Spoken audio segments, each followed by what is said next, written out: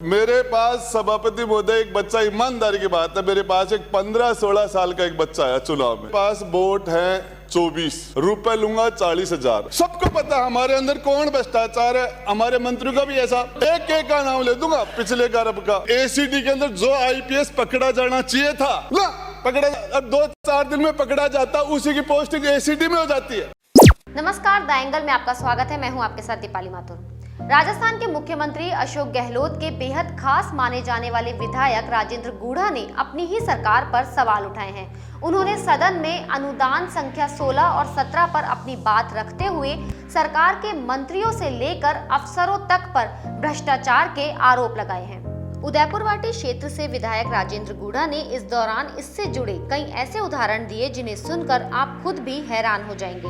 उन्होंने चुनाव के दौरान का एक वाकया सुनाते हुए कहा कि एक 15-16 साल के लड़के ने मुझे आकर कहा कि वो मुझे 24 वोट दिला सकता है और उसने इसके लिए 40,000 रुपए की मांग की। मैंने पूछा कि अभी तो तुम्हारी ही उम्र वोट करने की नहीं है, फिर तुम कैसे वोट दिला सकते हो? लड़के ने कहा कि वो मेरी जिम्मेदारी है। मेरे पास सभापति महोदय एक बच्चा, ईमानदारी की बात है, मेरे पास एक 15-16 साल का एक बच्चा है चुनाव में।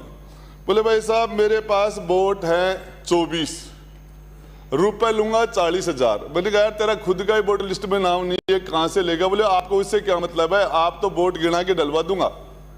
तो मैं बताना चाह रहा हूं कि सबसे पहले तो हम जो भ्रष्टाचार के ऊपर बोल रहे हैं, मेरी जानकारी के हिसाब से हम भी इसके लिए परफेक्ट नहीं है, हमें इस पर बोलने का अधिकार है या नहीं है, क्योंकि वो भ्रष्टाचार पर तो वो बोले जो खुद ठीक हो, तब उसकी बात का काफी आगे तक असर होता है। तो मेरी जानकारी के हिसाब से एक तो हर किसी को पता है सभापति महोदय कौन सा आईपीएस अफसर भ्रष्ट है और कौन सा आईपीएस ईमानदार है। इसको लोगों में चर्चा रहती है, थानों की भी चर्चा रहती है और आईएएस की भी रहती है। इसी तरह एक और उदाहरण देते हुए विधायक गूढ़ा ने कहा कि गहलोत सरकार के मंत्रियों से लेकर अफसर तक भ्रष्टाचार कर रहे हैं, इसलिए चर्चा इस बात पर नहीं होनी चाहिए कि भ्रष्टाचार कहां है, बल्कि इस बात पर होनी चाहिए कि भ्रष्टाचार कहां नहीं है।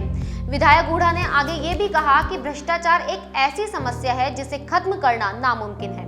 मैं बताना चाह रहा हूं कि पिछले दिनों 12 मंत्रियों का भी रहता है सबका, पहले वाली सरकार का भी रहता है। सबको पता है हमारे अंदर कौन भ्रष्टाचार है, हमारे मंत्रियों का भी ऐसा। मैं आपको वो बहस लंबी हो जाएगी, नहीं एक एक का नाम बता दूं या लेकिन सभापति महोदय, हाँ अभी मुझे लंबी बहस, मुझे बोलने का समझ लेना, सबका एक एक बोल दूंगा, सबका पिछली के भी बोल दूंगा, अब वालों का बोल दूंगा। मैं सभापति महोदय आपको बताना चाह रहा हूं, एक एक का नाम ले दूंगा पिछले कारब का।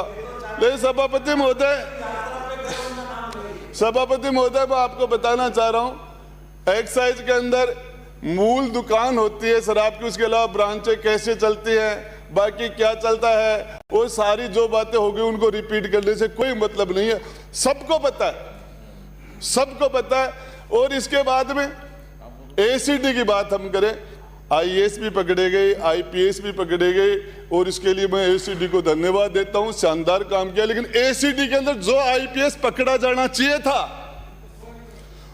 पकड़ा, अब 2-4 दिन में पकड़ा जाता, उसी की पोस्टिंग एसीडी में हो जाती है। अब वो पकड़ने वाला बन गया। बस के अंदर पहले चलते थे, आजकल तो ज्यादातर लोग अपने निजी वाहनों में चलने लग गए।